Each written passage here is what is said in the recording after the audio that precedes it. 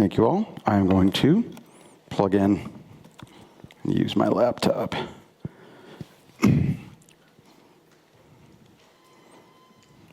Are we live? Excellent. Maura.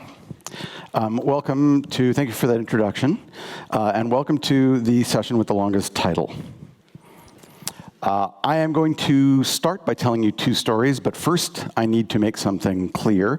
I want to thank IBM, my employer, for giving me the time off to be here, but also it's important for me to say that even though I'm going to be talking about some of the work I've done at IBM, what I say on stage is purely my opinion. I am not an authorized representative of the company or its policies. You'll see why I have to say that in a minute. I was born in a city called Houston, Texas, in the United States. If you're unfamiliar with that city, it is massive and came of age during Americans' love affair with the automobile. And as such, the city is super spread out. It's 300 kilometers in diameter. It has not one, not two, but 3 ring roads that surround it. 23% of its surface area is covered by parking lots. And there are 16,000 lane kilometers of roads that crisscross the city. So as a young child, I spent a lot of time on roads. And in fact, I remember when I was about 12, crossing over the very intersection you see on the slide behind me.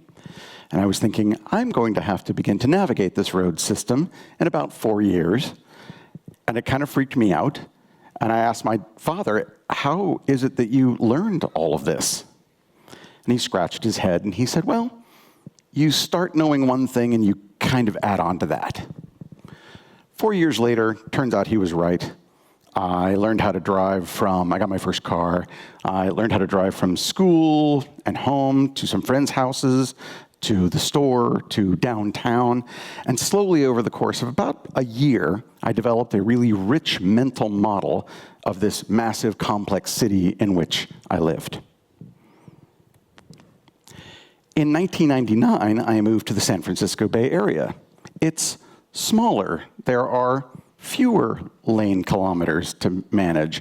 There's a giant bay in the middle of it, so there's less road. I thought, this'll be no problem. I can learn this road system quickly. And by about 2 years, I looked up one day and said, wait a minute, I don't know this road system at all. What's happening? I should be more competent than I was when I was a lad of 16. And thinking through, trying to find this culprit, I think this was the problem. Because by this time, I had a little device in my pocket that I could say, I am at point A, show me how to get to point B. And it was really good at that. This is a very usable system that can help me navigate that system, but it also prevents me from building a mental map of the place where I am. And that bugged me, but I didn't quite have words for it. And about the same time, I wound up seeing a movie that struck a similar chord. If you haven't seen this movie, I highly recommend it. It's mean-spirited, but very cutting and poignant and relevant to our modern lives. And I'm going to play a clip. There's no audio. I'm just going to talk over it. In the movie, Joe, the primary person you see on the screen here, has been frozen in a chamber for 500 years, and owing to evolutionary forces, everyone in the world around him has gotten dumber and dumber. And that means by the time he wakes up, he is the smartest person alive. In this scene, he has left that chamber and stumbled across the street to a hospital because he feels strange waking up after 500 years. And then we encounter a particular interface. He approaches the triage nurse with the unusual name of Biggies and begins to describe the symptoms that he's feeling. Her task in this moment is to listen to those symptoms, drag her finger across a hilariously designed interface, and match the symptom to the button. Finally, Jo says, "And I don't know. I'm just really confused." And her finger drops down to that pink button.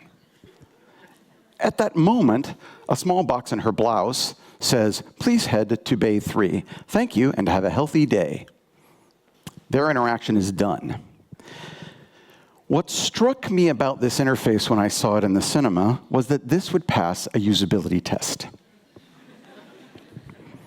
Right?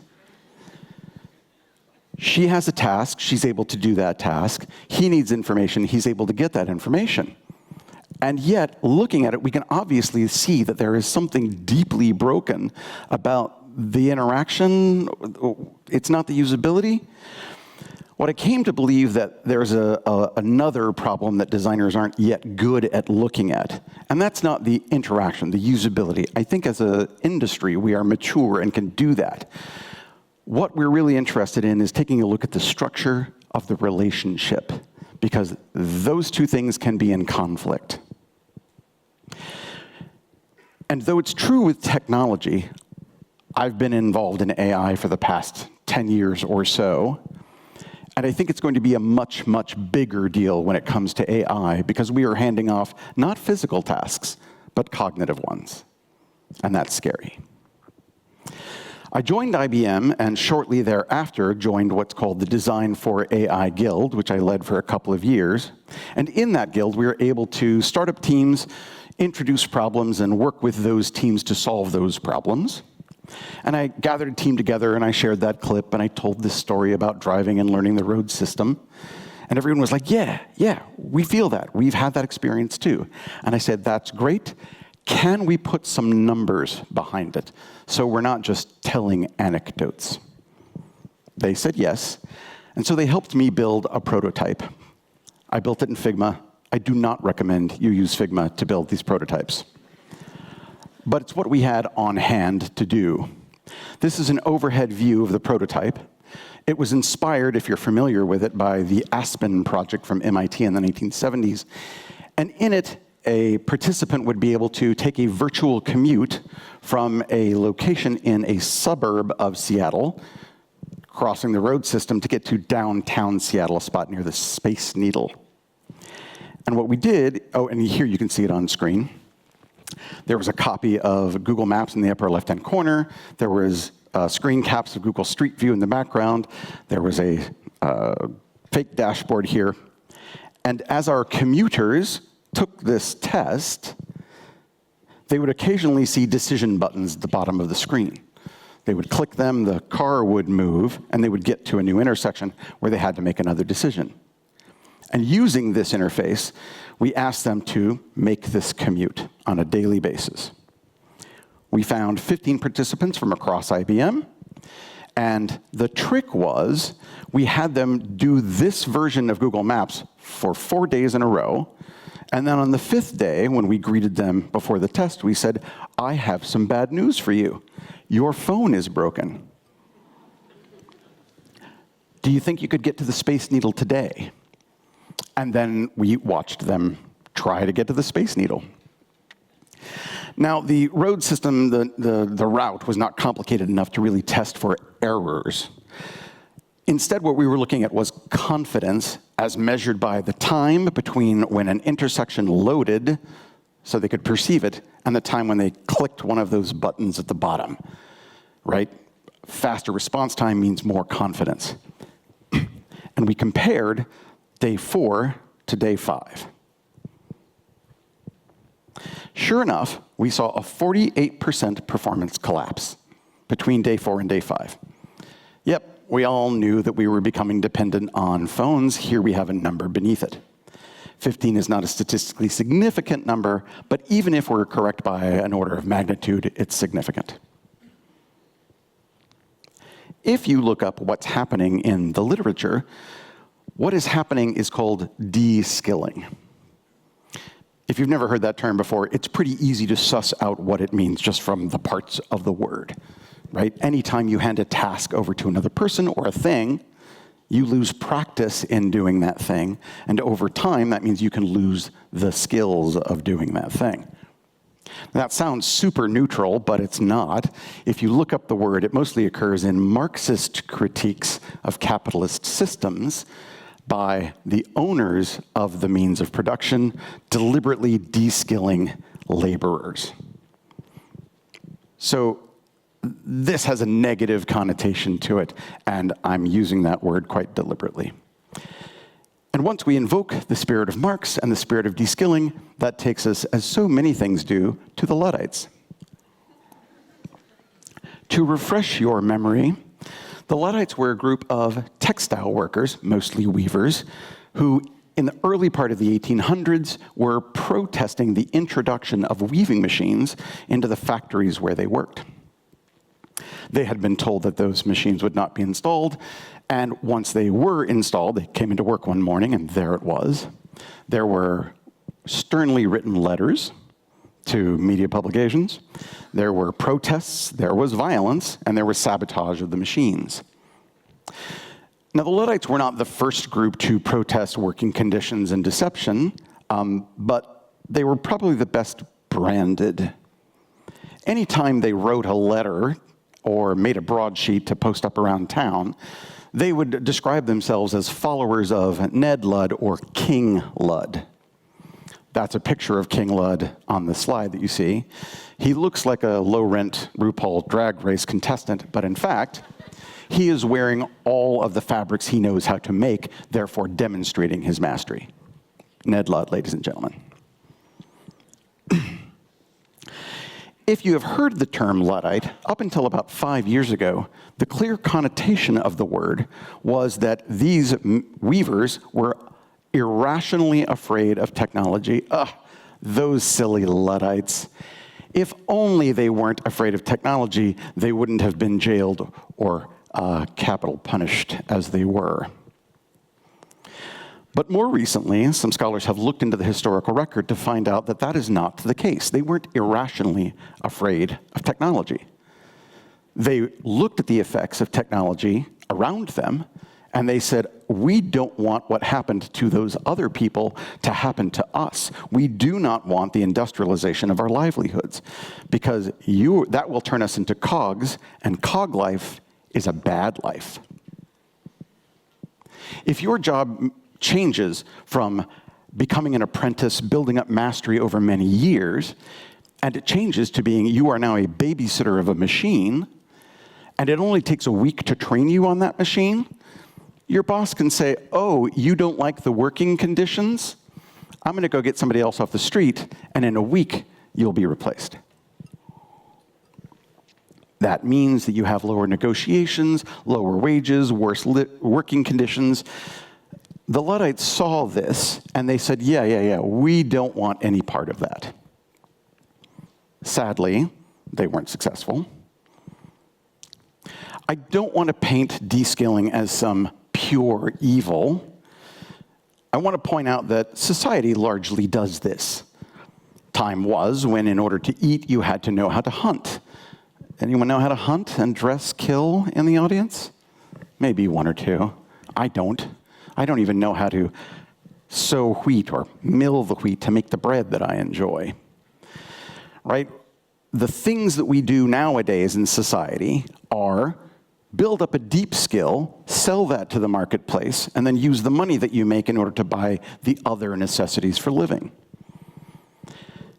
And the question isn't, oh, is deskilling there? It's, is deskilling worth it? Are we okay with the transaction? And in the case of deskilling technologies, I suspect the answer is no. But the good news is, I'm an optimist. And I thought, hang on, I don't think this is endemic to technology. I think design can help. And I took that idea back to my team within the Design for AI Guild, and I said, let's see if we can help. And to do that, we wanted to test it, get some numbers underneath it, and we made a modified version of that same prototype. In the modified version of the prototype, we took away the little blue line that would tell our commuters when and where to turn. And instead, we gave them some post-decision feedback. So if they took a turn on this route and they were correct, they wouldn't see anything else. Just the map would update as they turned. If they took a turn that was a dead end, or they had to turn around, they would see a big, ugly, red stop sign and some text. There were no visual designers on this project. If they took a turn that would take them a little longer but could still get them there, they would see a big yellow stop sign and a little bit of yellow text. Here it is in context. We found 15 different participants, and we asked them to take daily commutes with us. They had 2 commutes with the regular Google Maps prototype, 2 commutes with the modified Google Maps prototype, and on the 5th day, we pulled the same trick. Oh, I'm sorry, your phone is broken. Can you please try and get to downtown Seattle? Now, as you recall, in that first test, we saw a 48% performance collapse, meaning people were stumbling. Is this the right decision? Is this the right thing? And that's in a virtual environment. They don't have living humans honking behind them. It would be worse in the real world, I suspect. And our hope was, with this modified prototype, that we would be able to reduce that 48 down to 40%, 30%, maybe hope upon hope that we would get to 10%. And to our utter delight, we found out that once these test subjects lost their phones, they got faster. With only 2 sessions of a modified prototype, the phone was now an impediment. It was just a reference for them. They had internalized this route. There's my number. Between 19% and 48%, we're looking at a nearly 60 to 70% increase. And in fact, it's not just, hey, we've prevented deskilling. We actually upskilled them in an incredibly short amount of time. Now, that in enough was enough to make us celebrate. Hey, we have this solution. We can solve this. Let's start going to put it into IBM's products and give it to our consultants so they can give it in turn to their clients. But some very wise people at IBM said, hang on, business doesn't care. Business is just fine with deskilled employees, and it's not really a problem for them. Uptimes for AI run on the order of 99%. If our laborers are dependent on AI, that's only a problem 1% of the time. They can just wait. And we were sad. Are we dead in the water? Can we not do anything with this? Have we found a solution that's just not going to make it out into the world? Of course, I'm standing on stage, so you know the answer is no. But we were doing our due diligence, still sort of trying to read as much as we could in related fields, and we came across the concepts of under-reliance and over-reliance.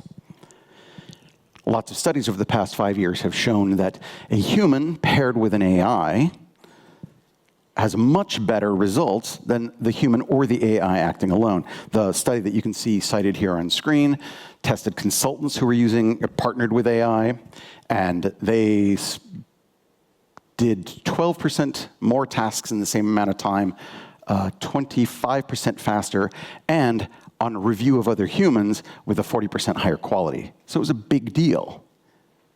And knowing this, if somebody has the option to use a good, well-designed AI and they're not using it, well, we call that under-reliance. You're not relying on this tool that can benefit you greatly. It's an opportunity cost, and I think there are some things that design can do about it, but it's not really quite germane to my talk today. What I want to talk about is the other part of that, which is over-reliance. Because this study that you see on screen took a look deeply at the data and said, this benefit that we get from pairing with AI is only true if the AI's recommendation is correct. If the AI is telling the person that is something that is incorrect, they're 6.4 times worse than if they didn't have the AI at all.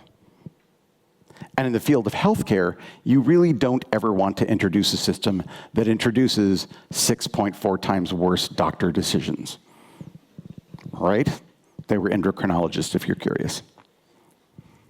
So this is over-reliance, where a human looks at the output of an AI and just says, yep, that's great, let's move on.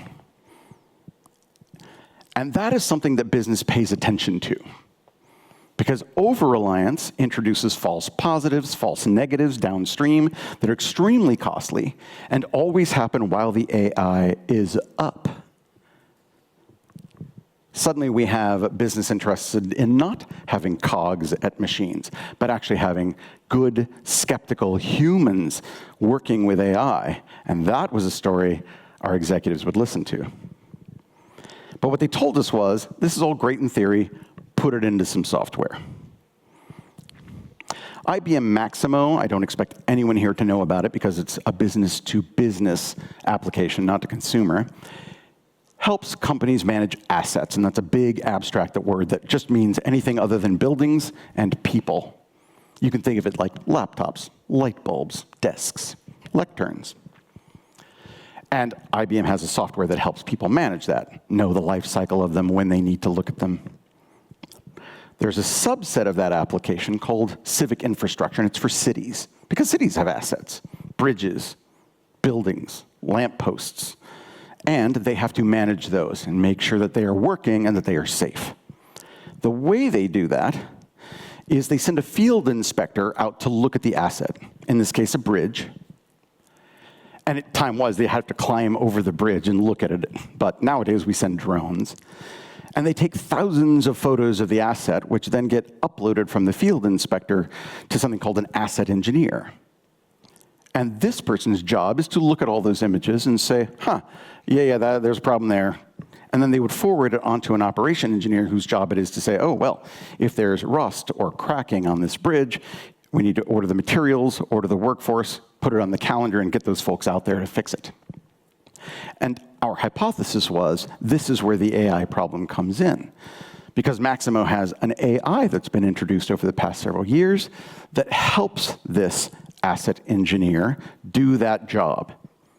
It uses computer vision in order to go through those thousands of images and say, oh, hey, that looks like a problem, that looks like a problem, that looks like a problem. But if the asset engineer was over-reliant, a couple of problems result. There could be a false positive. The AI found something that looked like a crack, and the operation engineer would send materials and people out who would go, yeah, that's not a crack. We've just wasted our time, and now we have to warehouse all these materials. But the worst problem, of course, is the false negative, where the human didn't find it and the AI didn't find it, and then a crack gets worse, where it's more expensive to fix or disasters can happen. So this is what we wanted to fix in the real world. We said, here's the problem for over-reliance. Let's see what we can do. Let's see what we can take from that prototype we had made and apply it here. And our thinking was, well, if the problem is that they don't have practice, let's have them practice. And here's how it works. I'm going to be showing you comps because this is not in the live software yet. Fingers crossed it gets onto the roadmap very soon. This is kind of the interface that our asset engineer ordinarily sees, but they're used to seeing the polygons around parts saying, oh, hey, here's a problem, here's a problem. But they can read a little text in that black box that says, right now, you are going to go first. They can draw polygons around the areas that they think are a problem. They can indicate to the system what kind of problem they think it is, and they can indicate what their confidence is that it's a real problem. Right? If you're like, I'm not sure, you could rate it low, or you're like, whoa, that's a crack. You could rate it really high. And after having done that for a number of images, we would have a long list. Once they clicked compare to VI, again, that means visual inspector, we can then compare notes. And there are 3 categories. In the first category, both the AI and the human found it. They can high five, good job, celebrate. In the second category, the human found it and the AI didn't. That's we say, oh, AI says, I defer to you, your greatness. And if they're super confident about it, we can use that to improve the model for next time so it's not missed. But the one that's most interesting is that third category. And in that third category, the AI caught it and the human did not. And that's a moment where the human's like, whoa, I'm kind of not doing my job.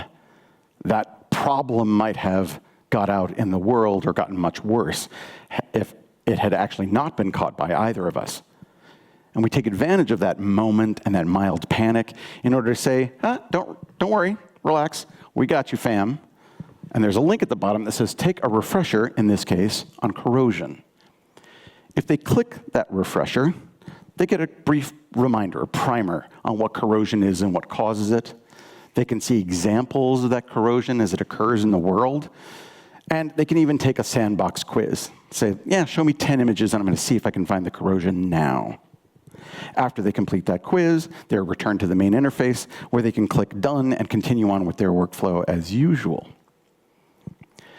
I don't expect any of you here to design asset management software, so let me abstract out the thing that matters, and it's this pattern. We're calling this the human goes first pattern, and we're fairly convinced that this is a first great, oh, I see all the cameras, that's exciting. That this is the pattern that we will be going forward with in IBM Design as we look at other pieces of software. And it works similar to what I just described. Occasionally, and that word is doing a lot of heavy lifting because it kind of depends on the organization who's using it, what counts as occasionally. You require the user to go ahead of the AI. Then we compare notes, and we either celebrate, we improve the model, or we use the opportunity to upskill our asset engineer. And then it's back to business. And in so doing, they maintain practice, they maintain skills, and they don't become cogs.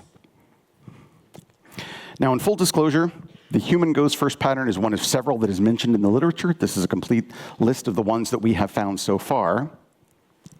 But we like the human goes first best out of all of these because it helps us solve the problem that we have to solve as business. We solve the overreliance. Oh, and also, we get to solve that pesky deskilling problem that we want to solve as good citizens of the world.